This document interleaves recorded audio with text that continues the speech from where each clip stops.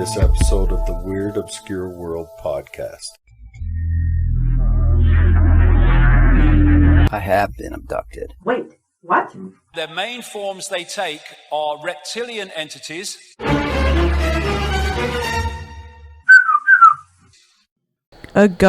Welcome to the show. Welcome, yeah. Going to start with some weird news, and we got a guest, as you can see, here in the studio. For Yeah, those of you watching on YouTube. James here. We'll introduce him here in a minute. He's our resident administrator and UFO aficionado. Yeah. He's, him and Betsy sit and chat about their dreaminess about getting abducted, and I'm over here just chewing underwear with my Kegels while they do it. I'm going to make a sign. Beam me up. Choose me. I'm going to make a sign too. Her, not me. I'm gonna make a sign. I'm gonna get one of them like medals from the Olympics. Gonna say Kegel champion. I'm gonna have one of those statues with the lady that's holding the wreath and wings. Kegel's champion. Trophy. Yeah, trophy. I'm gonna make a trophy now for that'd be great. Addition to the podcast room, make a trophy. We could make a trophy wall. Yeah, and it's gonna be Kegel's champion, and then you're gonna be not champion. That's right. Never even entered. Not the queen of the Kegels. You want to start with some weird news? You want me to start? I'll start. You started on the the live deal. Let's hear it. So I'm going to take us to Bushnell, Illinois. Okay. Or Illinois. Illinois. I don't know how are you supposed to say that? It's Illinois. The S is silent. But anyhow. So a guy or somebody broke into the car wash and burglarized it in Bushnell.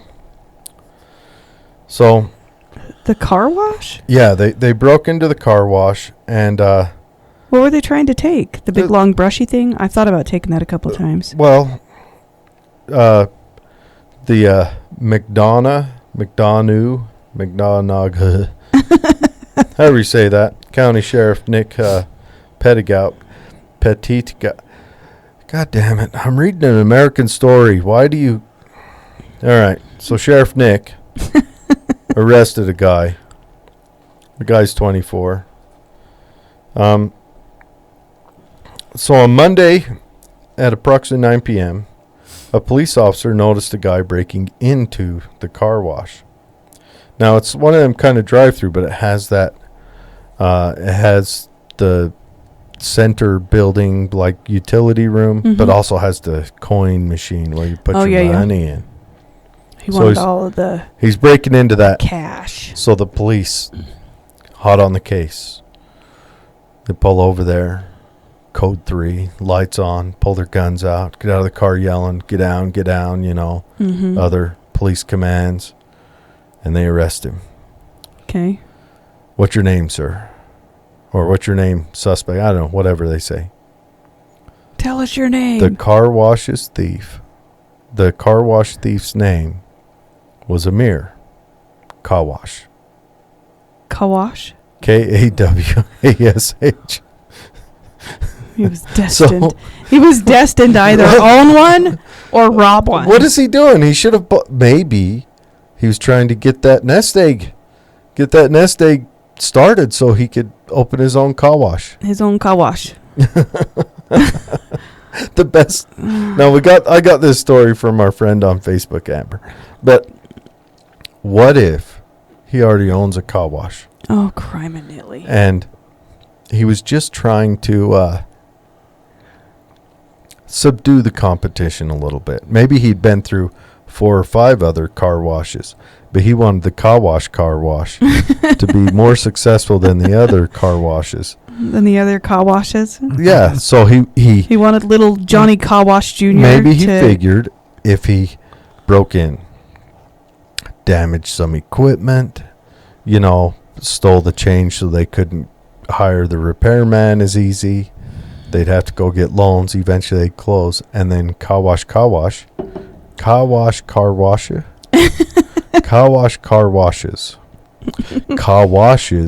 car washes franchise.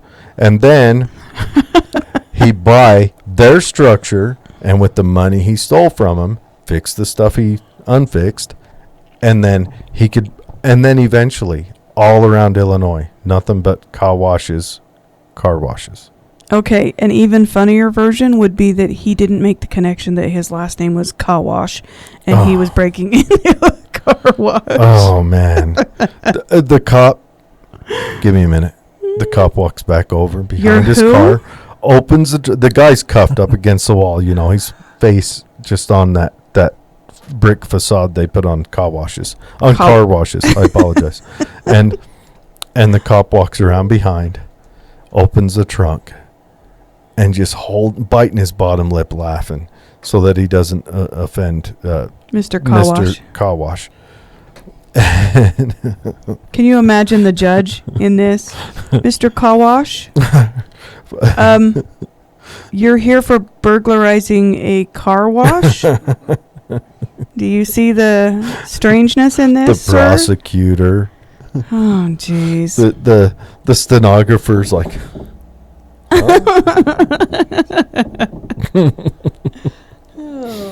That'd be on night court.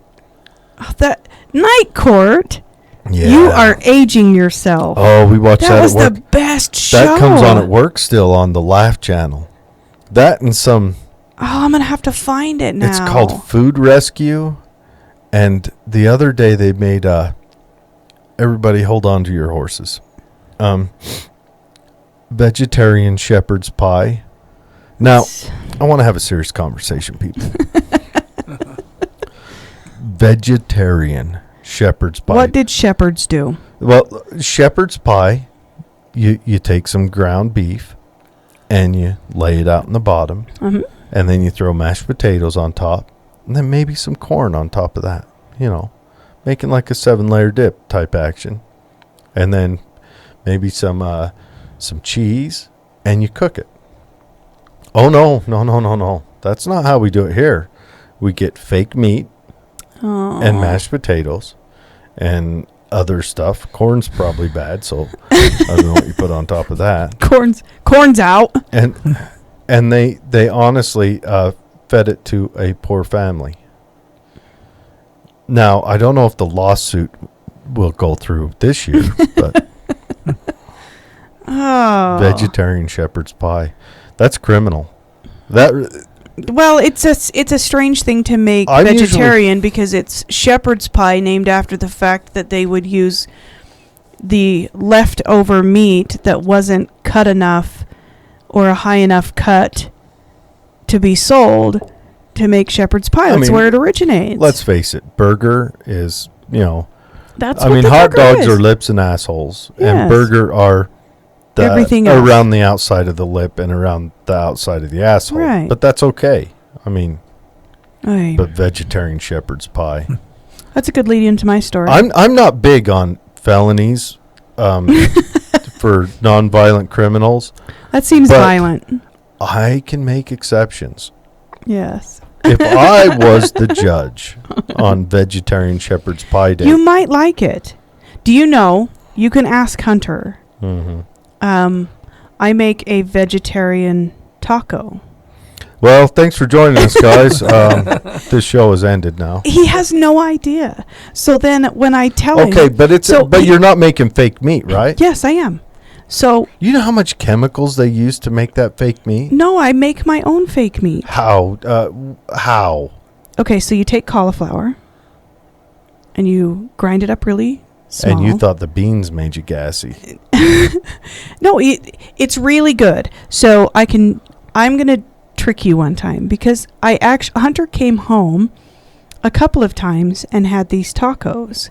So they're a lot healthier for you. So he comes home and has these tacos, eats the tacos, he, goes about his night. Keep going, I'm calling DCF. Right. And then Kendall says, you didn't even realize that those were vegetarian. Kendall was in on this? Mm-hmm. And he says, Hunter says, what do you mean? So this is child abuse? It's a conspiracy. Spouse abuse? Yeah. Cody's getting spouse abused. Listen, they love it. So Hunter is insanely upset with me. He says, "What other things have you done this to?" I agree. Because you can't tell the difference. They're delicious. You cannot tell the difference. How do you make this fake meat? It's really good. It's not... You grind up cauliflower. Okay. Yes. That sounds like you're just making biofuel in humans. No, you grind up your cauliflower. You season it like normal. And then I use nuts. So I prefer like pecans or walnuts, and I grind those up and I add that to the mixture. And then you season it much like you do a normal taco meat. In a cauldron, riding a broom. Oh, it's delicious. Okay, I'm going to make it for you one night. I'm going to do some vegetarian swaps that you'll never know the difference. Anyway. I don't like you anymore. My story is about food. Okay. This is about those who are not observing the vegetarian lifestyle. Oh, hey, my fault. Comes from Ecuador. Guinea pigs have long been a traditional food. We talked about that on that Girls Food Show. Yeah. So in various indigenous cultures in Latin America, most notably Colombia, Peru, and Bolivia, they eat them all the time. They say the best part is the feet. Yuck. You deep fry them and the feet are crunchy. Like crunchy little chips? Yeah, like a nougat. A good nougat. So in Ecuador, they're often roasted with salt and served with potatoes and a sauce that has like a peanut base. However, there is a new way to use guinea pig. And from what I understand, let me guess. I can order it for us to try. Let me guess. New way to use guinea pigs. You build a team and they drag a wagon through the trees. Okay. No, Oh, to eat guinea pig. Guard guinea pigs. Police drive around in little smart cars with military working guinea pigs in the back, and they run down criminals and trip them. It's even better. Okay. Guinea pig ice cream. Ooh. So. Seriously? I'm not kidding you, and I can order it. I can order guinea pig ice cream, have it shipped to us. It comes in a liquid form, which almost sounds worse, to which you then use in an ice cream maker and freeze it. So we may have an upcoming show.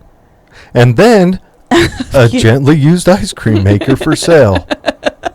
Well, I've heard of stuff like them trying to make macaroni flavored ice cream. Yes. Well, okay.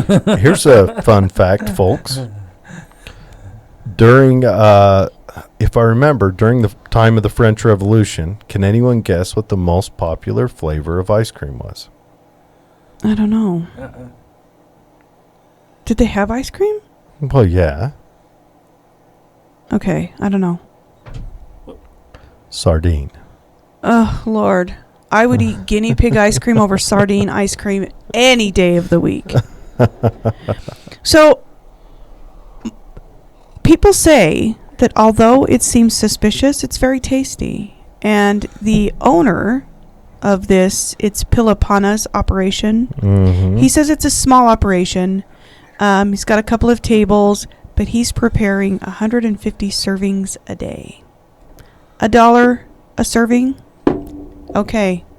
Crazy like a fox. And where's he at? In Ecuador. In Ecuador? Yeah. So he's making $150 a day? In Ecuador. So he's like now the king of Ecuador. He's easily the king of Ecuador. Man. I mean, okay, I say we set up a booth. Next 4th of July, we sell weird ice creams. Guinea pig has to be on the list. How about tuna fish? Oh, tuna fish ice cream. How would you... So we start playing with it now because it's going to be like a cult classic. Like people are going to flock to us just to try it. I'm telling you, guinea pig ice cream. So we empty out the pantry, get an ice cream maker, and just grind away, just making weird stuff. Well, yeah, like I don't know how you infuse like, tuna fish flavor into milk, but I'm sure if you like steeped the milk with like tuna fish in it, and then you strained the tuna fish out, I'd imagine the milk. Oh no, leave the chunks in. No. Go for it. The milk remains tuna fish flavored. It's got to be good. Now, I do love my nieces and nephews, and this does sound like fun time at the Browns. Having them try different flavors of ice cream. Mm-hmm. So Grace is my food critic. Oh. She would totally tell us if this isn't going to work. The other night I made I made spaghetti. Uh-huh. To which I asked her, how was the spaghetti? She thought for a minute and she said, it was okay. It was a little dry. Maybe you could call Grandma Brown and ask her how to make this. I was like, well, thank you for your honest review. Grandma Brown thinks that's the best thing ever. Oh, I'm sure. It's in her diary. Dear Diary. Dear Diary, today, Grace told her mom that her spaghetti wasn't as good as mine. So, yeah. We could have Grace be a food critic. Oh. Those kids.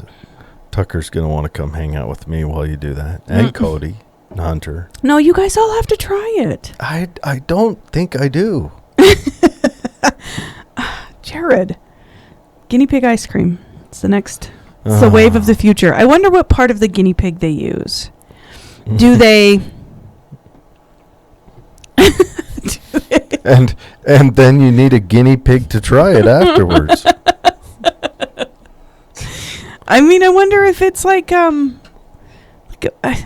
don't know, because guinea pig's a meat.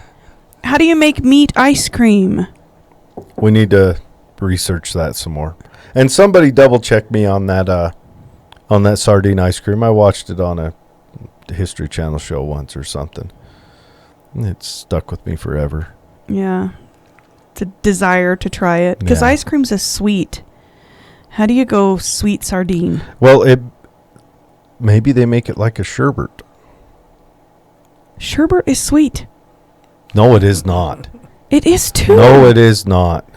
Sherbet has a ton of sugar in it. Yeah, and lime and lemon and... But it's good. The sugar's there so that your face doesn't screw up and fall off your head. Sardine ice cream. If they didn't have the sugar in it, sherbet would be... Sherbet, I mean... They could do away with the electric chair and the gas chamber. I like sherbet. Without the sugar, though, it'd kill people right off. Yeah, but so sardine is sherbet without sugar? It's just like sardine ice water? Well, then you got to add salt to give it that consistency or whatever.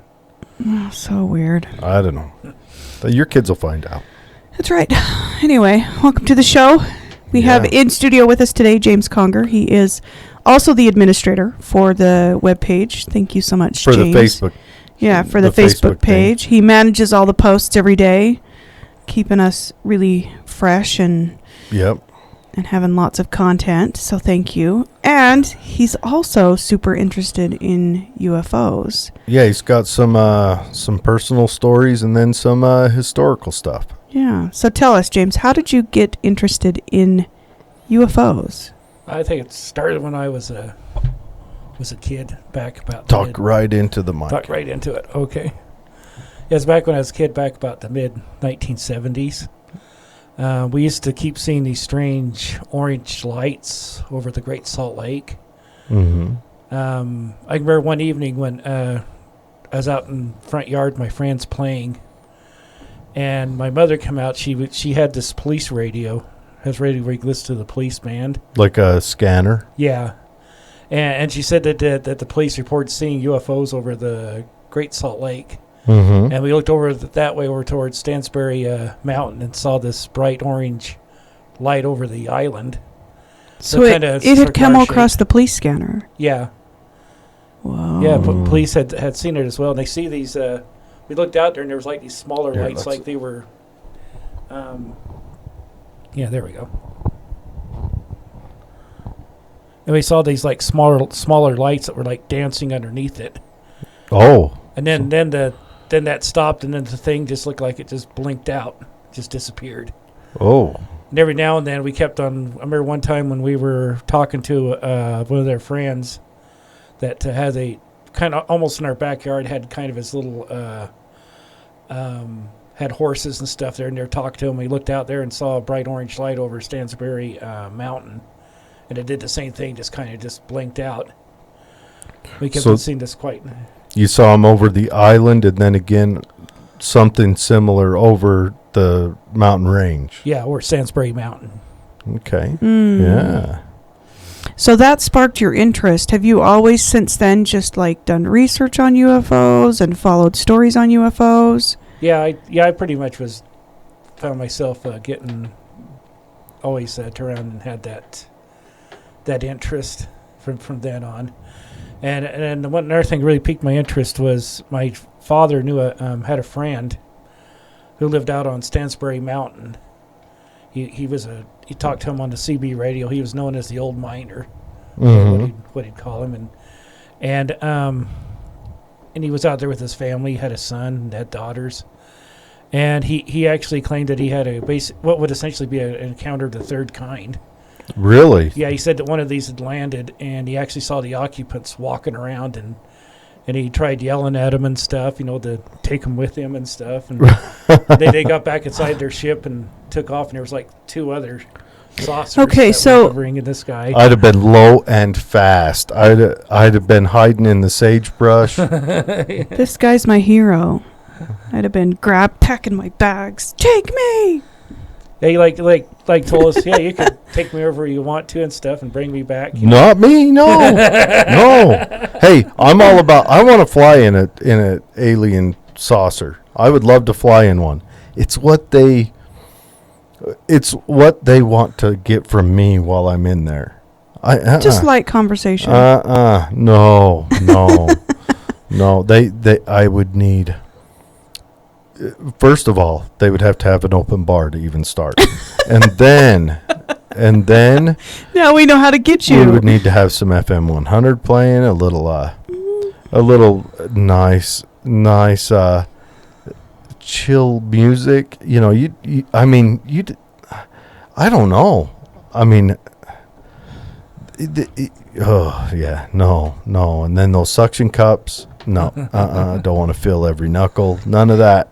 So this guy reported to your dad that he told me and my father about this one day, and pulled the mic up. So when you were really young, this guy told you about this experience. So that would definitely pique your interest. Oh yeah. Oh yeah. Especially when I picture someone who lives that kind of lifestyle, that rugged lifestyle, kind of by themselves, separate from society, I picture someone like our dad. Mm-hmm. If Dad came to me and was like, listen, I saw something really wicked weird in the sky last night, he's credible. He's an honest guy, yeah. Because they just live a simple life, and nothing too fancy, and they're not looking for a lot of attention. They want to be separate from all of that. So I would get the feeling that if this guy, but if Dad saw a flying saucer, you would have to pick through his description of it with its analogies to historical cars. That's true. It looked a little like an Isetta. It had fins like a 52 Cadillac. The lights on it reminded me of a Plymouth from, say, about 47.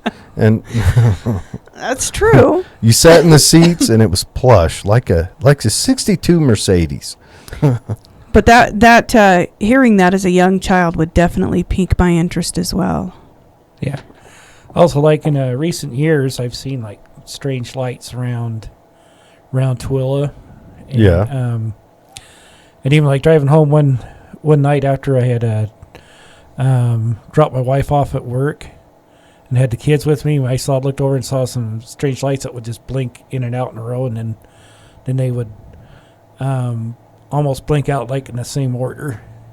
What they would do. And I've seen some of these over the mountains here, in fact. going over to towards Grantsville. Yeah. And I even tried to call your Uncle Brent. Yeah. About it, and he wasn't able to see him. Have where him he poke was his at, head out and of course it turned out that these lights were kind of over in the direction of Dugway. Oh, That's yeah. what was telling me which has kind of its own history. Yeah, where we've heard tell that that's where they moved all the aliens from Area 51 prior to the party. Nobody actually saw what they were moving, but the airspace above Dugway Proving Grounds was very active, like more active than it had ever been. They've got a big airport out there. Yeah.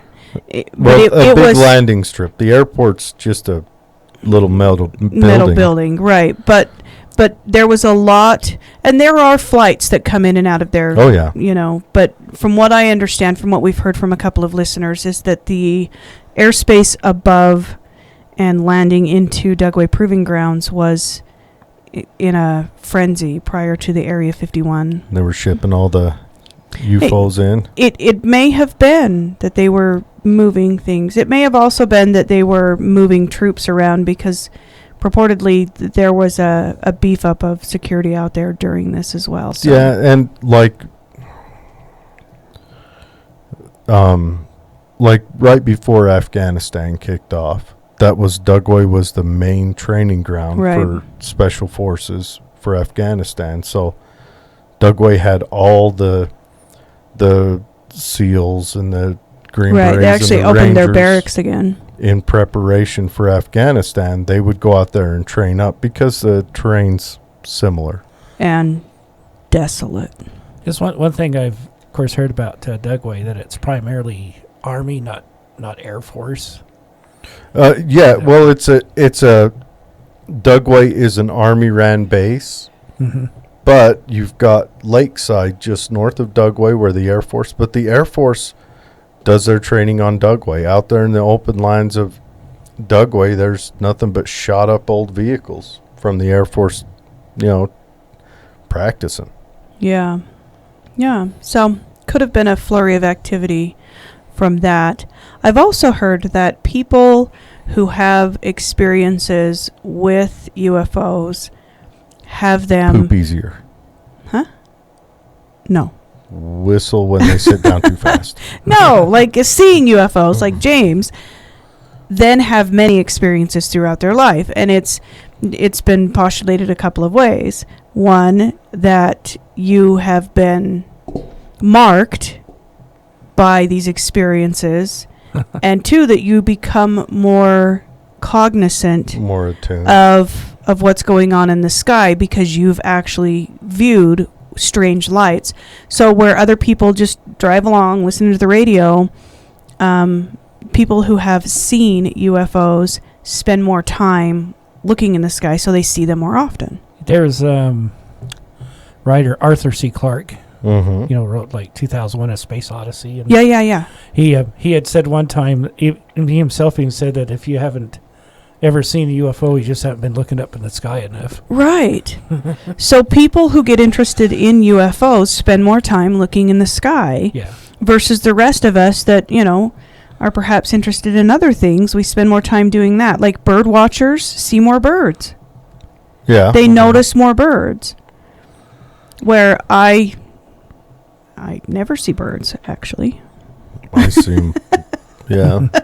I mean, I don't. I don't pay attention to that. But I have a dear friend of mine who likes to bird watch and record birds, and every day she records hundreds of different birds. There's lots of birds in the sky, unbeknownst to me. Yeah, that's true.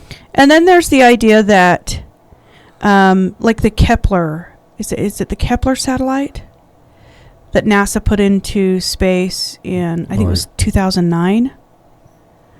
The Kepler satellite was put into space solely for the purpose of finding habitable planets that have an atmosphere much like Earth.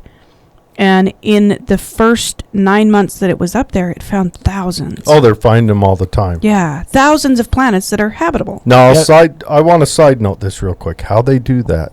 this is genius, is they look at the horizon and the way that light passes through the horizon of the planet they're looking at.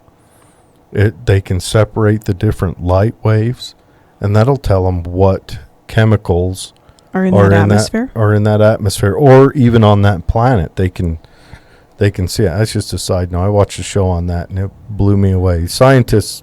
So they're not just like, yeah, that one looks blue, green. Scientists are the most amazing. I mean, they can tell you what's on it, everything. And also, I saw a picture the other day of Mars. There's a crater that's a smiley face. Oh. Actually, they did detect. They believe they detected a planet that they think has water vapor. Exoplanet. Yep, there is.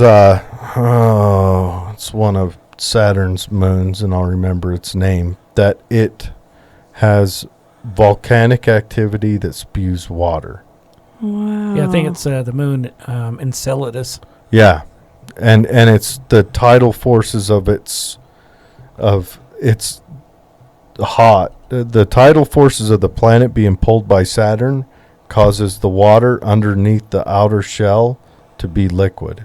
And then they think it goes through layers, like there's, what do they call it, ice 3 or something like that, where water is hard, but not from being frozen. It's hard because it's under so much pressure. Ooh. That it's hard like rock. And then there's Jupiter's moon Europa, which has an underground ocean underneath the ice that that actually has more water than Earth has. Yep. They wonder if it's not all water. Wow. So imagine that aliens that had come from there. Interesting stuff. They would be fishy. That's where octopuses come from. They would be octopuses. It's not just the tentacle on the end of the finger. It's all the tentacles. Yes. Just doesn't sound fun at all. Yes, and cephalopods. Strange creatures. So, James, what do you believe that there is life outside of this planet? Oh, sure. Yeah, I think chances are that there is, since there seems to be, they found planets constantly that are in a position orbiting their star that would probably permit like the existence of liquid water. And that's kind of life, like which is the key ingredient for life, is what they key precursor of life as we know it. Yeah. I guess the big question would be is it visiting us? Would be the big question. If there's intelligent life, other civilizations, we know like that they found one star out there. They call it Tabby star, which that was dim and strangely. They don't know if that's a natural phenomenon or they're aliens building a Dyson sphere. That's when we talked about the Dyson star. Yeah, we covered the Tabby star a little bit. Abductions. Do you have some abduction stories for us? Oh, sure. I have a friend that's on Facebook now. He's written a couple of books about his abduction. His name's Calvin Parker.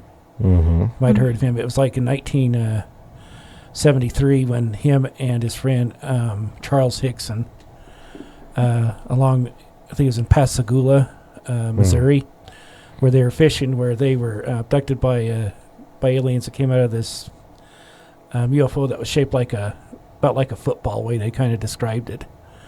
And the way they described the aliens, they had looked like a humanoid figure with what looked like projections. Make sure you're talking into the mic. Yeah, had like projections that were coming out of their face, like something like a nose, and projections out of their ear. The only thing I could describe they looked like they had carrot noses or carrot ears. Yeah. And they couldn't see any eyes or anything. Saw something like a slit for a mouth, and they had looked like kind of funny grayish skin, and had hands that were more like claws, or somebody wearing like mittens or something. And there was like three of these creatures that grabbed. Two of them grabbed his friend, and one of them grabbed him. They said they stood there just paralyzed with fear, and then they were taken aboard the ship and was examined. And Calvin Parker kind of sensed it was like female, even though he like couldn't see the face or even tell if it even had a face, like it was a faceless woman or something, and that. Well, while they're examining you, honestly, I would have to think that. Nothing against. I just, please be a girl. Please be a girl. Please, Yeah. Well, then you hear stories where they feel not just a feminine energy, not super masculine, and so our brain goes to. I just think a girl would be side. gentler. she would have smaller she hands. would cuddle after. I mean, as I'm crying, she might have a little more sympathy. She wouldn't just point and laugh. Yeah, that would be my mantra the whole time. So him and his friend were both abducted. Yes. Yeah, we talked about where they're building a statue of it. Remember we talked about that? That was Yeah. Calvin. That's the Calvin That's Parker the story. Yep. Whoa. Yeah, they're building a statue to commemorate it. I think this month is when they're building it. And it was this month that they were abducted on October 11th. October 11th, yeah. So we're coming up on the anniversary. So how many years ago? That 1973. Oh. Yeah, on the probaversary. The probaversary. I was going to say analversary, but that wouldn't be right. That would be wrong. And I think he did describe it. He thought maybe there was like something sexual, in fact, that was involved. It seems to be something that seems to be very common. That's a common theme too. Yeah, when we talked about a lot of people think that's where indigo children come from too, but when we talked about the theory that aliens are us from the future that have modified themselves away from humanity, and now they're trying to gain some of that back. Or another idea would be if there were humans that have been taken from Earth and they've been living with actual aliens. Yeah. Because I think the whole problem they have with that is when they're talking about aliens coming here and somehow trying to breed with humans, that we would think, through an evolutionary process. Why do aliens have to be so rapey, though? Yeah. Well, and like you said, through an evolutionary process, you wouldn't need. I mean, you would think that you would evolve, that you wouldn't need to be rapey. Well, the theory on that is that in the future we realize that sex can be or that, how do I put this? That sex somehow holds us back by the seeking of it or whatever. It's all crazy. It prohibits us from doing more productive things. Maybe. So to clinicalize humans, they start making test tube. Everything's done outside of the human body. Think Demolition Man and all that stuff. And then they start cloning because they can really perfect it then. And then there's no sexual drive at all. There's no emotions, world peace. We, don't eat fake meat anymore. All that stuff. It's how you make a utopia. But then they realize because of that, they've lost a piece of humanity. So they travel back in time and try to gain that piece back by... And then we're the back in time? Yes. Mm-hmm. By impregnating us with the... So they're making Spock, half human, half not human. Spock was half human, half not human? I didn't watch enough Trek. Yeah. It's like you have to watch literally any Trek to know that. It's like one comment like Carl Sagan had said was that trying to breed a human being with an extraterrestrial would be like trying to breed a human being with a... Talk into the mic. Okay. Yeah. Yeah. Would be like... trying to breed a human being with an artichoke. It's kind of gosh. Comment he said about that. And one thought when I was talking to Brent about some of this stuff that and from other things I read too had the idea that like the alien greys could be like humans that have been living underneath a different condition on a different planet or a different environment, and that they've just kind of evolved to the way they look. Yeah. Kind of like the deep sea creatures, the way they've evolved, like translucent skins and Yeah, and their ability to lumaglow and create bioluminescence. Yeah, perhaps like that. Maybe they've spend a lot of time out in space. Yeah. Some other environment, and then maybe they're coming here to try to, like what you explained, trying to bring back their own trying to own humanity. Yeah. gain a piece of humanity back. Yeah. Wow.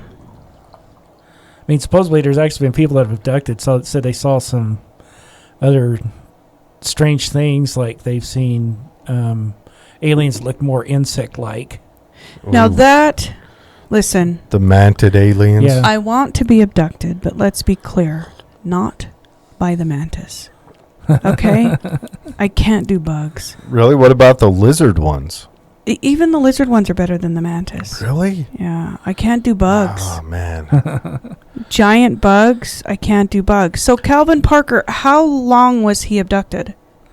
I think where I recall, I think it was like maybe like a couple hours or so, and then after this happened, his friend Charles told him, "Well, we need to go report this." He didn't want to. He was only like 19 years old. Yeah, they were just still Yeah, teenagers, both of them. Well, actually, he was like 42 years old. Actually, Charles Hickson was. Oh, was he when he got abducted? He's way older than what his friend was, and anyway, they went to the sheriff and told him what had happened, and that you can imagine the sheriff had a hard time buying into Oh yeah, this, yeah. The sheriff's just there. Yeah, but we're talking two people Just telling the pinching same the story. bridge Yeah. of his nose, going.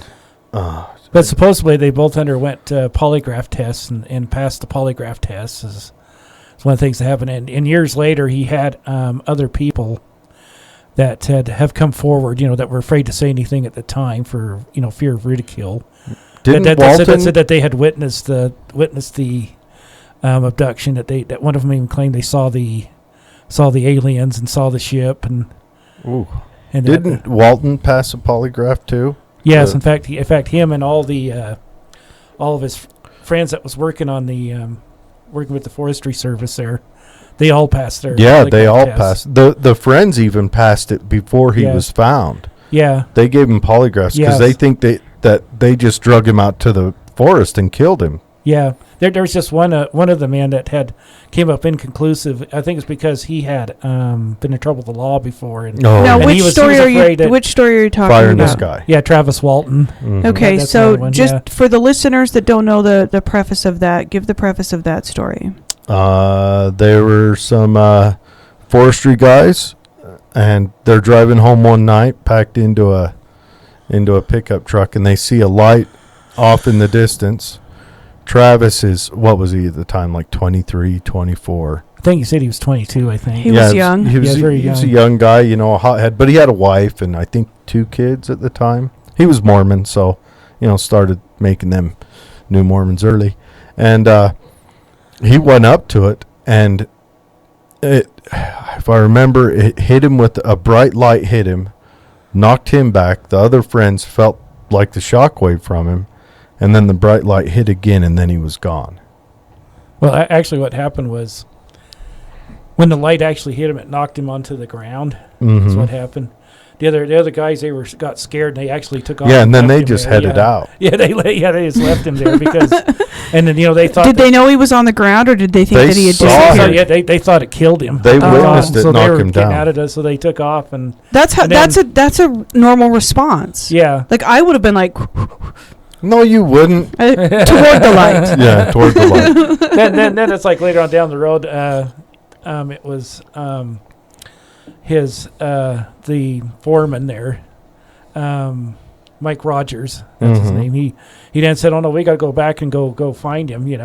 We can't just leave him there. And then they got kind of argued with the other guys in the truck. Said, well, you're crazy. We can't go back there. So they went back there, and of course they looked around and they couldn't find him anywhere. He'd apparently disappeared. And of course they went and told the sheriff, and that's when they were all being suspected for foul play and everything. And Yeah, let's they, not they, do. they went the I polygraph really test. want to do a show on this one alone. This probably be Yeah. a series of shows. It's probably the most interesting abduction story. Well, Yeah, what's most interesting about both the Calvin Parker and the Travis Walton stories are that multiple people have a part in this. Witnessed it? Yeah, it wasn't just a single person telling a story. And I don't care what you believe.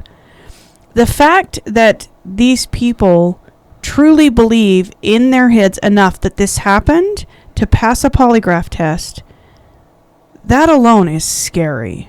Mm-hmm. The idea that they're living with this experience, however true it may be, whatever side of the story you're on, that would be scary. Yeah. That'd be really Especially scary. when you had your whole story that went viral, where you got practically, like with Calvin Parker, and I certainly also with Travis Walton, that their story ended up in newspapers. Oh, yeah. I mean, could you imagine having that kind of attention to you? Yeah. Making a movie about you. Yeah. Yeah, I mean, it would be difficult. It would be really difficult, and it would make you question your memory. But I would imagine if you ever went through something like that, I mean, it doesn't change. It would be very clear, crystal clear. It definitely would challenge your perception of reality. Yeah. Of what would happen. Oh, yeah.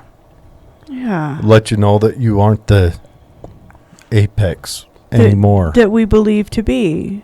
I think a lot of people that don't believe that there can be life on other planets, there's a ton of people who just think it's just crazy. Mm-hmm. One, they don't want to come up against that apex type thinking. Well, because what if? I think just the sheer size of the cosmos and everything, even just our galaxy, it would be impossible for there not to be.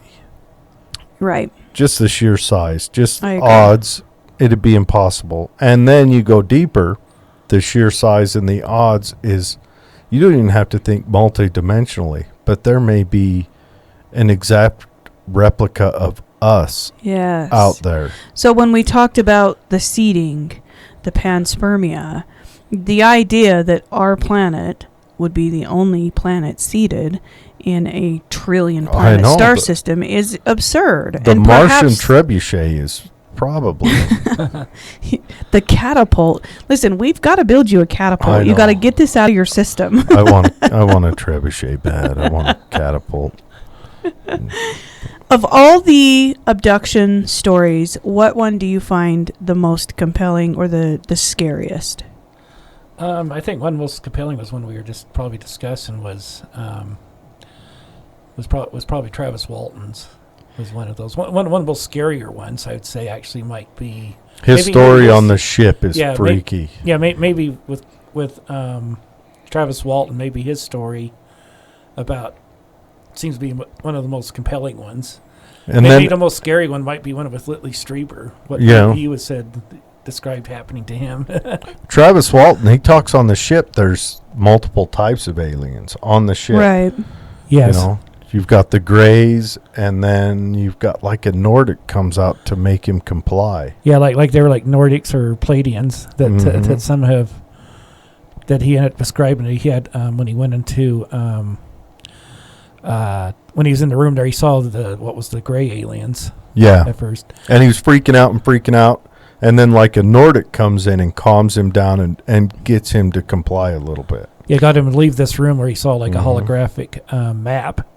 Or not a map, but actually just stars appearing. It sounded very similar to what Betty Hill had seen, where they said they showed him a screen where there was like a star map that showed. Now, Benny Hill's his come out through hypnotic therapy, didn't it? Yeah, Betty Hill did. Yeah, both Barney and Betty Hill. Yeah.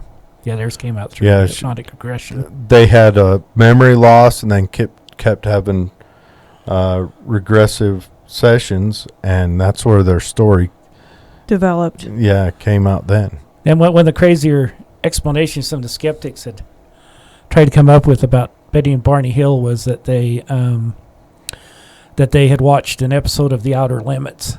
Yeah. Before they went in for hypnotic regression, and supposedly there was like an episode there where there was an alien that looked a lot like the ones they described, though they had denied they'd ever watched The Outer Limits. Yeah, that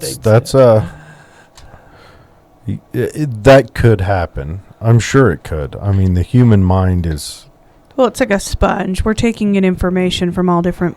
I mean, even places we don't realize we're imprinting from. So, sure, sure that could happen. The other one you mentioned was the Strebe. Yeah, Whitley Strieber. Yeah. Strieber. Tell me about that. I'm not familiar with that.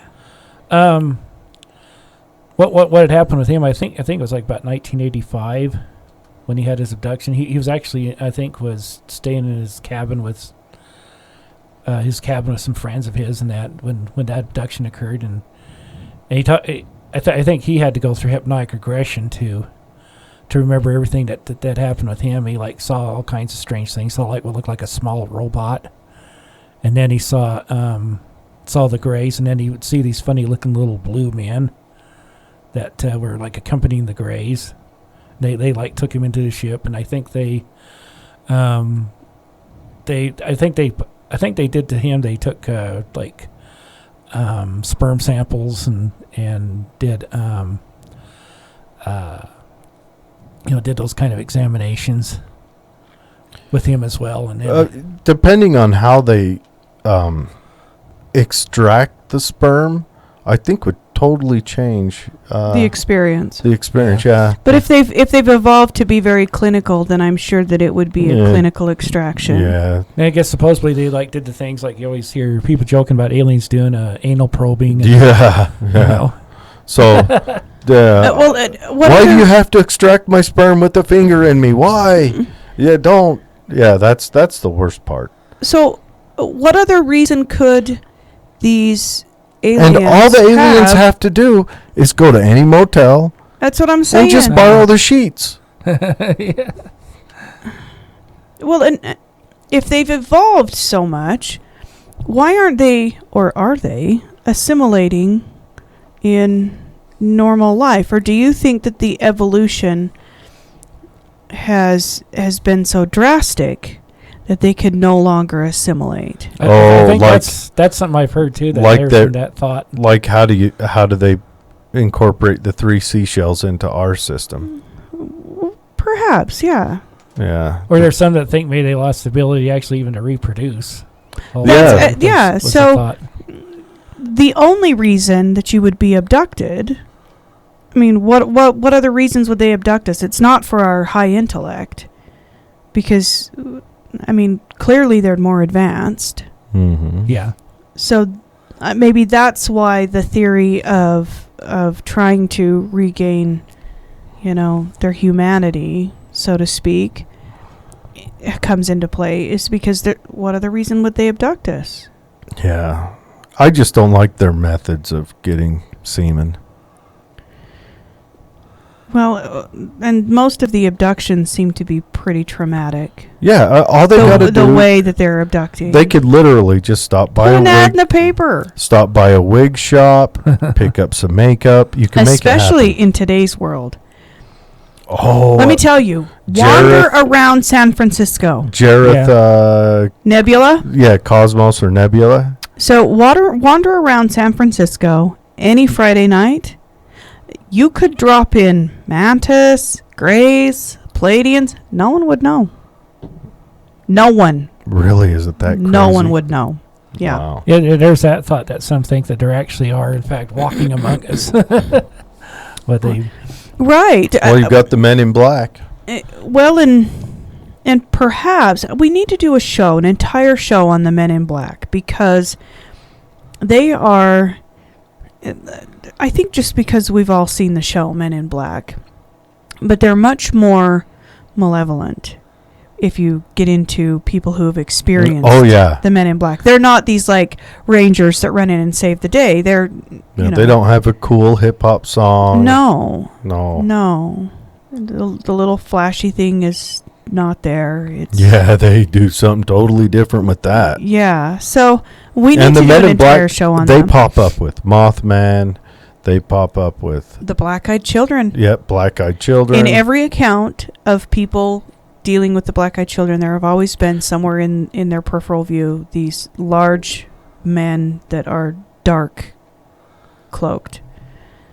Then you pretty much have, like, in the scientific community, they certainly dismiss the whole UFOs and alien abduction stuff, because they figure, well, a being that would evolved on another planet wouldn't wouldn't be anything like us, would have such totally different DNA, you know. And I think even Michio Gaku had said that maybe the UFO abduction cases would be more believable if they were abducted by something that looked something like an octopus, is what he said on that one. But I think, as we talked about earlier, was that some of the if some of these grays and these other aliens are like maybe actually from Earth, or maybe taken here by extraterrestrials, you know, that I think could be the possibility, or if there's somehow persons from the future, or unless there's other planets where they have similar conditions to what Earth would have, that would have something evolved to look or similar to human. panspermia.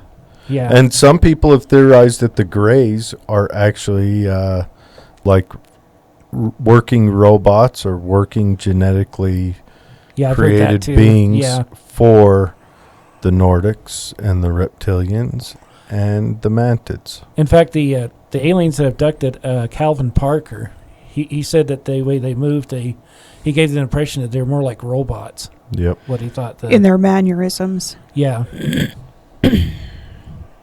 Well, there have been several congressional hearings where NASA has actually said, listen, it's just a matter of time that we're going to find life outside of our planet. Mm-hmm. So I think the scientific community, in as much as they don't want to come forward and say, yeah, there could be reptile people, there could be this, they have to admit that, I mean, if we're holding congressional hearings to talk about the fact that there are things happening in the cosmos. Oh, and we know if it happens in Congress, it's official and worthwhile. But they're having these hearings. I mean, they had the CETA, CETA or SETI?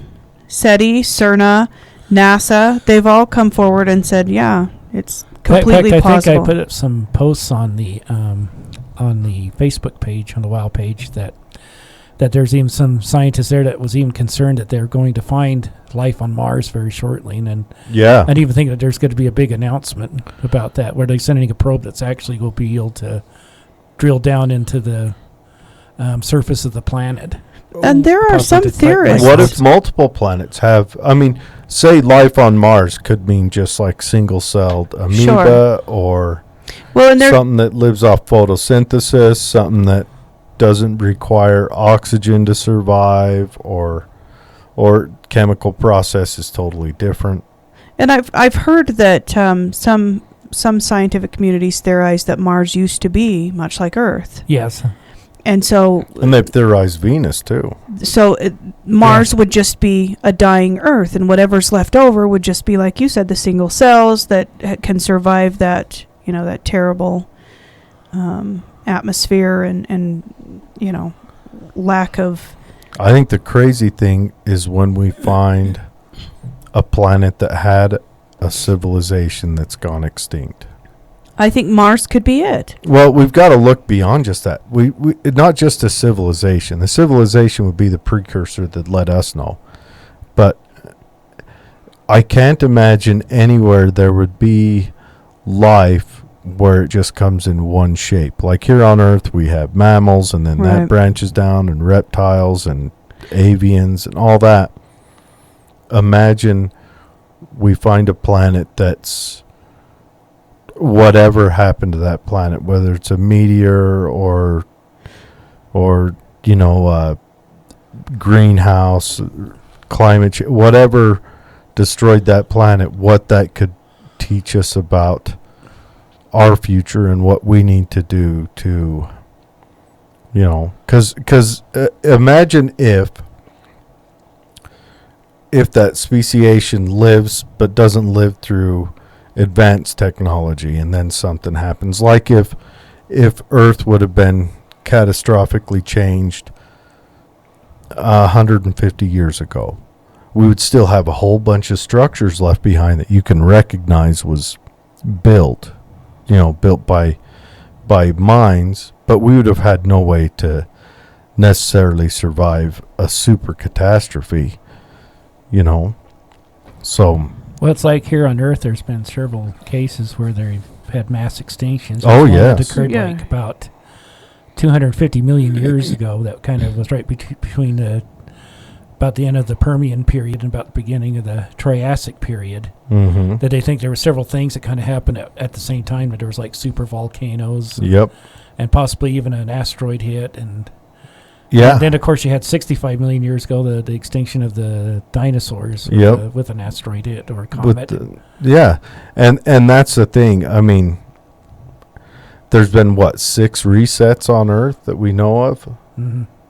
6 but it hasn't killed everything. None of them have killed everything. Not everything, but most.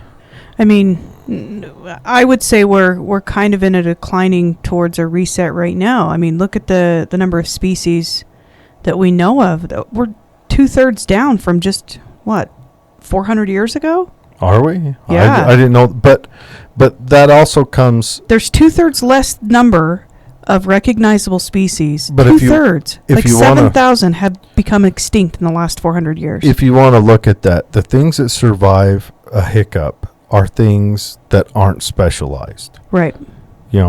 Human beings we've got the most survival rate because we aren't specialized.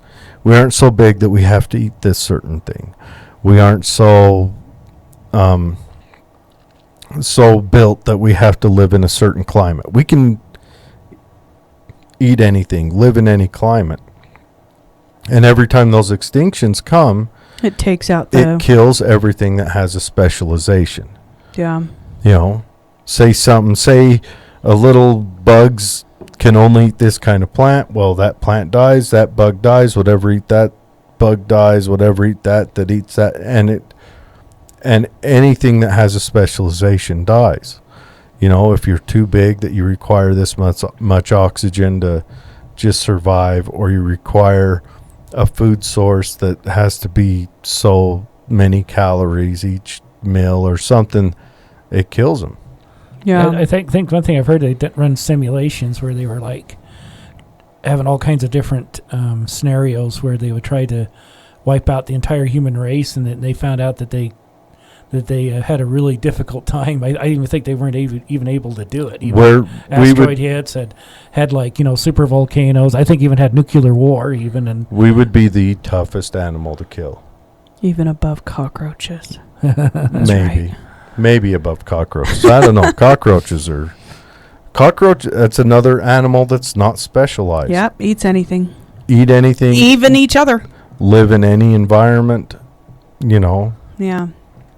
Probably like the whole idea of someone like Elon Musk that is building his rocket he calls Starship is the whole idea of colonizing Mars. Yeah.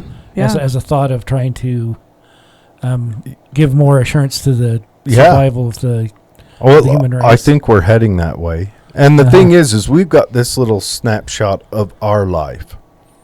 And imagine 100 years ago what our life snapshot would look like. This would look alien to us.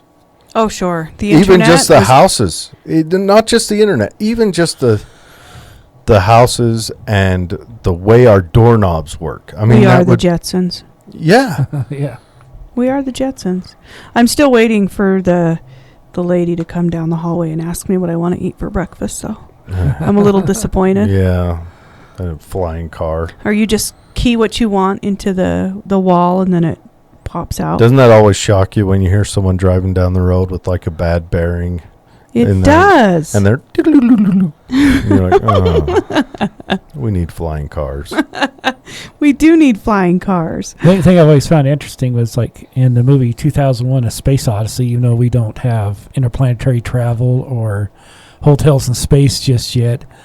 You see him watching what looks like a little flat TV, which we would recognize that now as an iPad. Right. Yeah.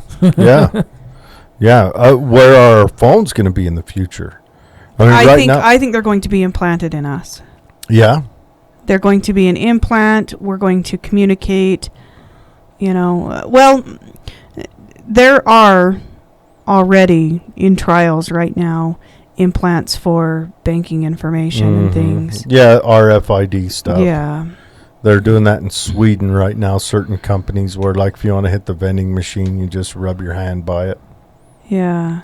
I think that's going to create a whole new mess. Yeah. Yeah, it would be like the merging with artificial intelligence. Yeah. They kind of figure maybe if extraterrestrials. And just knowing us humans, Yeah. they're going to put an implant in us, and then the first thing that's going to innovate it is going to be porn. Every time. Every time. Probably. It's going to be, that's going to be the first innovation that happens every time. You know, the internet comes around. Step 1, I can send an email. Step 2, porn. Well, there's so many and then other things come out after that. There's so many more issues with our bodies being attached to technology. Take, for instance, pacemakers. Mm-hmm. Pacemakers are, every time a pacemaker is adjusted, you don't cut into the person, remove it, and adjust it. It's because it's done through an RFID. Well, someone hacks into that. Really, you could end someone's life with the machine that's planted inside them. And I think that you'll find that with just about anything, you can make heart arrhythmias or chemical reactions or things like that take place when we start integrating with artificial intelligence. It's a dangerous road to go down. I don't think I'll ever allow anything to be implanted. Like, I guess some would think maybe with the artificial intelligence that maybe that's what we need if we were to embark on, say, interstellar space travel. Yeah, would be because we basically might need to be a lot smarter to be able to figure things out and stuff. And maybe that's one thing they've often thought is maybe extraterrestrials coming here are probably perhaps merged with artificial intelligence. What might come to mind are the Borg in Star Trek, who have which allows them to think. Yeah, they all communicate with differently. each other and stuff with the artificial Not intelligence. just that, like but the distances to travel. You're going to have to go to sleep. Yeah. So do you think that these alien abductions, because we talk about space travel in lengths of time, how long do you think, do they fly here to abduct people and they left their planet I don't know, 1 trillion years ago and they're just arriving? Or do you think that it's been perfected to the point where they're living on the dark side of the moon? Yeah, they're just here, they're gone. Maybe they've developed something like a warp drive, or they've developed wormholes. A way to maybe circumnavigate time. We've actually in our own laboratories have actually created black holes in our laboratories. That was something that they've forever. Some it science was fiction in even have theory. them powered their ships by black holes. Black hole power. Or there's theories that it's a dimensional thing. So maybe their traveling here isn't a matter of distance. It's just a matter of perception or dimension. Of course, one man I thought was very interesting. His name's Jacques Vallée. Yeah, Jacques Vallée. I definitely need to. I haven't read any of his books or anything, but he thinks there's demons, right? Yeah. Talking to your Uncle Brant about all that he's read his books and stuff, and interesting thing he says about him is he at first he was accepted the whole extraterrestrial theory about UFOs, and he kind of moved over more to it being something like more along lines of something like ghosts or poltergeist, psychic phenomenon, angels, demons. He kind of thought maybe it's more related to those things, which I guess that would be something that'd be a little more like extra dimensional. Nick Redfern, rather than aliens coming here nuts and bolts spaceships. Mm-hmm. They would already have rather than arriving, they would have already been here. Yeah. Well, that they're some sort of a non-human intelligence. They're demonic entities that pop dimensions. They come here. They're in another dimension, so it's not actually even. They're not held by dimension. It's not that It's not that they have evolved or gained the intellect to be able to manage dimensions. They're just not held by dimension. Yeah, we don't know anything about their physiology on their dimension. We just know that their traveling here isn't a physical travel. It's a dimensional travel. Dimensions. Mind blowing. To us, but not to the demons. Right. But the idea of trying to wrap your head around dimensions and... If you're not held back by dimensions, are you still held back by time? Well, no. See, that's another big question. No. I mean, because time's irrelevant if there's different dimensions. Yep. Or So is it? weird. I don't know. Does dimensions That's follow like the rules quantum of time? computing. The quantum computing claims to absolutely prove without a doubt that there are more dimensions. Yeah, I've heard something like up to maybe like 11 different dimensions. Yes. that they- And it's a scientific way of finding dimensions. That's why it's so mind-blowing. Because it can predict things happening in other dimensions. And then follow them through. Strange. So what happens when we're evolved enough or whatever enough that we're popping back? What I if want to we send a already message do? into the future. What if we already do and we just don't? I want to send a message into the future humans. When you do pop back, gentle. A water-based lube. I don't, that would have to, the whole demonic thing doesn't explain the experiences. And then there's also a lot of things that are just real puzzling, that don't make any sense, like would be like the crop circles or the cattle mutilations. It'd make you wonder, if some people blame some of that stuff on aliens, especially like with the cattle mutilation. It's not like they're going for the choicest cut, so they're not going they're for food. like taking eyes or taking the tongue or taking the sex organs. The Why are they doing that? Tongue is tongue is pretty good meat. So I would say the crop circles, if I were to just look at them, they seem to me to be like symbolic, like almost directive. Like we write on notebooks, or we write on sticky notes, or, we make paintings. There's like one crop circle that they believed looked like it was in response to a signal we sent in space back in 1974. Yeah. That showed like our DNA and showed the human form. Well, the one that Carl Sagan drew up for Viking, wasn't it? Yeah, it was for... it wasn't Viking. Viking went to Mars. It was for... what was the one that we just shot out of the solar system? Voyager. Voyager. Yeah. So the crop circles seem to me like they are messaging. Just like, messaging this way, left, at this, or like you said, in response to a message we've sent in a way that they think, okay, this is going to get their attention. So they went from LOL, or from laughing out loud, to LOL, to circle with squiggly line through it. So it's the evolution of their text messaging. Yes. They got so lazy that now it's just bleh. And then the cattle mutilation, I think, goes along the lines of maybe trying to regain back some genetic things that maybe have been erased, through the evolution of the species. Could be. Interesting stuff. Yep. Interesting stuff. Did you have any other stories you wanted to share with us? Anything that you found really interesting as far as abductions? The one thing that I had some conversations with a guy that's a former NASA scientist that I was messaging back and forth with him. It was this kind of gets off on the abductions a little bit, but he mentioned like that, because I had a discussion with a PhD astronomer that actually was related to my sister on Facebook, and of course they expressed skepticism about anybody traveling here. Like we were just talking about how much energy it would take, even if you got to ship up to 10% of the speed of light, that it would take like 3 times the power output of the entire planet.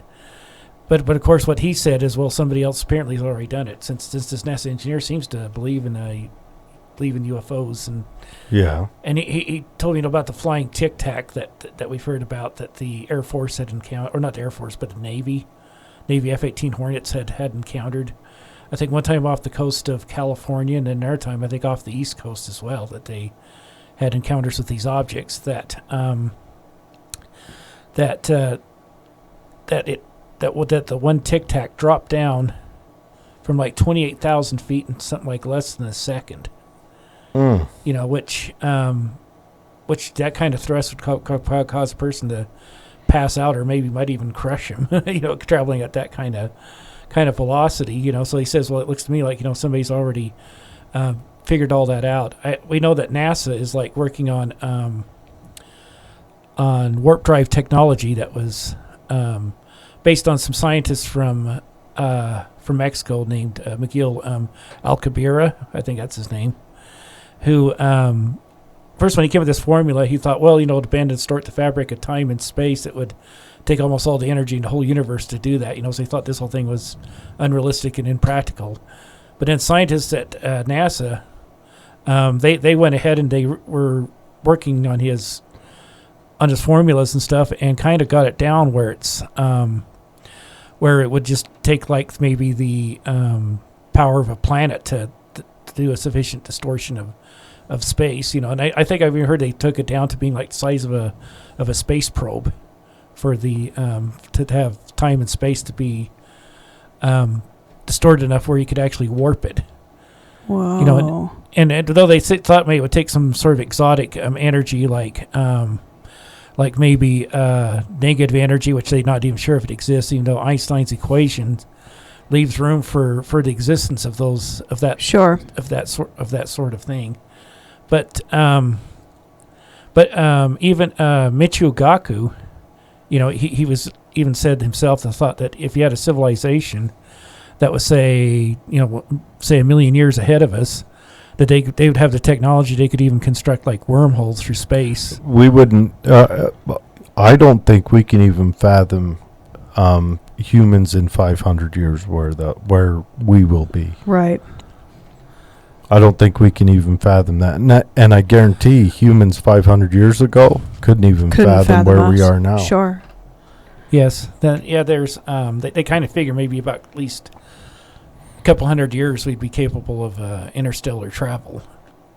You know, and maybe that could be sooner than that even. It could be the possibility with what they're working on. Back in the 50s, there were scientists there that were working on the idea of using nuclear explosions to propel a spacecraft through space. Oh yeah, was it the Pegasus project? Yes, Freeman Dyson was one of them that I think headed up that project. I think it was called the Pegasus project. Well, so actually, you build Orion actually is what it was called.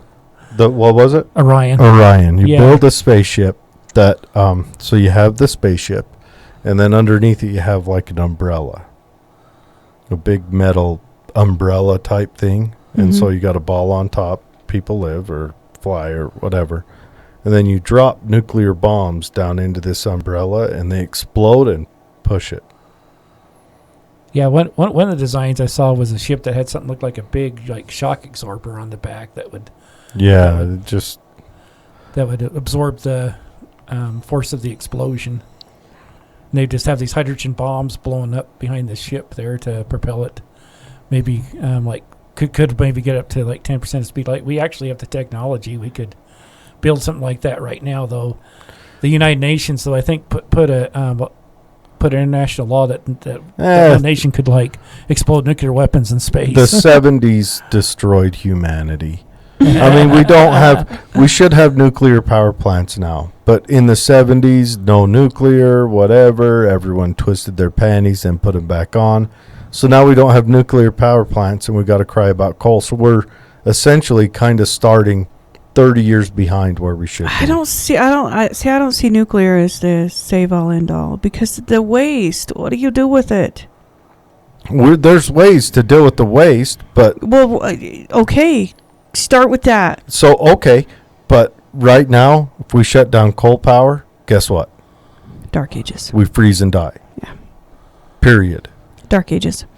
We can deal with that. I don't even if we just build great big catapults and fling the waste into outer space. Yes, the one idea I thought maybe if they like got a hold like someone like Elon Musk, you know, and said, hey, how about launching it into the sun. There's Be the possibility of ways waste. we could deal with the waste. But nuclear power, I'm telling you, we dropped the ball on that. We let all those hippies start crying and ruin it for the rest of us. Maybe like probably after cases like 3 Mile Island and How many people died at 3 Mile Island? Yeah, I don't think there was any. None. Well, that's because it didn't have a full meltdown. But look at the after effects of Chernobyl. Okay, Chernobyl. How many people died in Chernobyl? Well, all of those that survived wish they were dead. Okay, no. Okay, why did they die in Chernobyl? Well, it was a complete meltdown. It was communist Russia. Okay. Don't tell everyone we failed. We got to keep this quiet. Just leave them there. Leave them there. Well, it's getting too late. Now we got to pull them Yes, out. but Now if every place had nuclear power, had they been honest about it, they could have got everybody out. okay, Every human being could have got out. yes, but And then you've got this area that's, 25 square miles? You probably shouldn't wander around in for too long. But right now, you can take tours of it, and they say it's comparative to getting like 25 x-rays. what was that all? That's it. Here's the problem, though. That's one single one. If we relied completely on nuclear power, those would be everywhere. Yeah, and they wouldn't be run by communist Russia. Okay, that's true. France gets 80% of its energy from nuclear. I've heard that the Chernobyl one was actually a poorly designed plant. I heard that too. Back again, communist Russia. Yeah. Okay. You know how they got caught? I think that we Because need they were quiet about it for like a month, and then Norway or Sweden starts saying, hey, why are we getting all this nuclear readings? I think that we need to focus on energy coming from sources that are not something we have to create, something that's already present. Okay, please enlighten me. Well, I don't know. Like Nikola Tesla had some really great ideas on where to get energy, and had they followed through On with where that. to get it or how to deliver it? Well, both. Where to take it from, like the actual gravitational pull of the Earth, and then reuse it. Oh, and that's fine. But that's fine. they don't follow through with anything like But that because right there's now- no money. Right yet. now, we have the idea of nuclear. Yeah. It's there. It's in place. Lots of people are already using it. But in the 70s, some hippies twisted their underwear up. Yeah, but it's still just a money maker. It does. Everything has to make money to survive. It has to. You have to be able to afford to grease the bearings. Yeah, or fake paper that we put so much freaking value in. No, I agree. Yeah. Anyway, abductions. Yeah. Back to abductions. Yeah, we Jared. got off subject. Yeah, okay. Jared got all riled up. It Back to happens. probing. I don't think there's any way possible that there can't be some other form of life out in the cosmos. I think that it is absurd and naive to think that we are alone. So, yeah, the idea that they may be having contact with us is not a stretch from that, honestly. What if that's what ghosts are? That's, I think, people have postulated that the ghosts that people claim to see, or the apparitions and strange things, are just the caught glances of extraterrestrial life. Possibly maybe like beings that are in a higher dimension that we can't detect them. Right. Or at least can't see them anyway. Well, and there are now scientific studies about dimensions just being, a concept or a conform of our conscious mind, and that if we can broaden our conscious thought stream wide enough, we can too see and go between dimensions. But our conscious mind is holding us to the dimension that we're currently in. Well, so it's I not an wonder if evolution. your dreams are actually going into other Yeah, dimensions. yeah. And they've studied that that dreams perhaps is your brain is in deep enough REM sleep that it can travel back and forth between dimensions freely. It's not held to the hard conscious thought process that we currently use today. Like, this is a table. The only reason this is a table is because someone told you it was a table. You were told very young that it was a table, and that's a window, and that's a wall, and this is a microphone.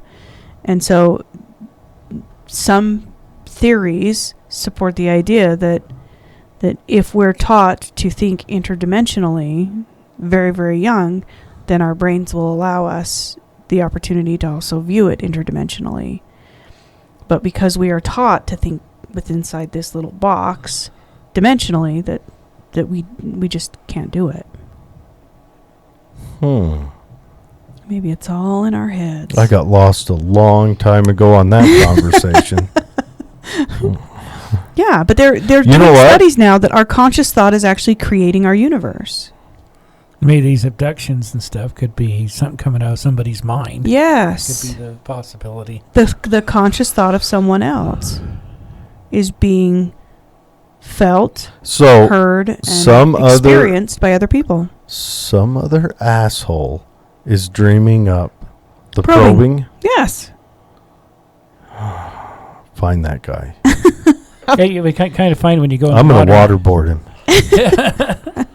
when you go in kind of the modern times, you go back like the medieval times, it would have been like people being abducted by like fairies and right. And they talk about how they were being taken underground and yeah. And then maybe in the modern times, where we have like space flight and that now it's turned into aliens. Right. So the evolution of abductions is also another thing to consider, because the aliens that abducted in the 70s and the 50s are very vastly different than the ones that abduct today. Yeah, like in the 50s, had like what was the contactees who said they were being contacted by people from Mars and, right. and from Venus, and they were coming here in flying saucers. That would have been, like around the time when they started having the flying saucer investigations that started like in the about late 40s, around 1947. Early 50s, yeah. And then there was 1952 where they had the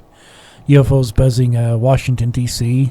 And even the UFOs then were described very differently than the ones that are described today. I mean, they were still the same contents, that they could, do things that didn't fit into the current law of physics and so on and so forth. They had power beyond what was commonly known back then. But there has been an evolution in alien abduction stories that almost mirrors our evolution in uptick in technology. And then like in the late 1800s, there was like what was sightings of what was called the airships. People describe what looked like a dirigible. Yeah. Mm-hmm. That's even just before dirigibles even came out.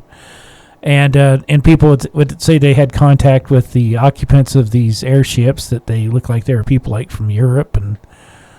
Yeah. So what if we humans are much more powerful than we even understand, and our conscious and subconscious thoughts are creating these experiences, and those conscious and unconscious thoughts are being impressed upon by what other people are creating? So we're doing it? Yeah. What if it's us? Oh, we're jerks. What if it's us? Why can't I create my own abduction story? That's what I want to know. That sounds like that might fit more along lines with what Jacques Vallée was kind of was speculating about it all being some sort of non-human intelligence that's like extra dimensional. Yeah, it's thoughts outside of us. They're coming together, and that might go along the lines with what we call biocentrism. Yeah. There you go. Solved it. I'm going to go get a bucket and a wash rag. I'm going to find that guy. I'm going to handle him. You know how we're going to get semen? No, you don't get it with a needle and a finger in the fourth point of contact. Anyway. You get some Jerkins lotion. That's right. A napkin. Collect it like a normal person. Like a gentleman. Yeah. Anyway, thanks for joining. Yeah, thanks for joining us. Deep story. Good luck sleeping later on. And if you do find that guy, give me a call. That's right.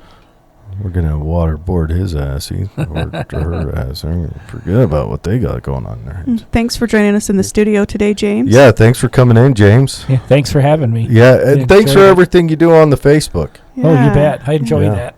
Managing all of the posts. Yeah. Oh. Most, if you see something good up there or something scientific, it's James. If you see something kind of elementary school, it's me. I like to stick with metaphysical stuff. And yeah, Betsy, she chases fairies or whatever she That's does. right.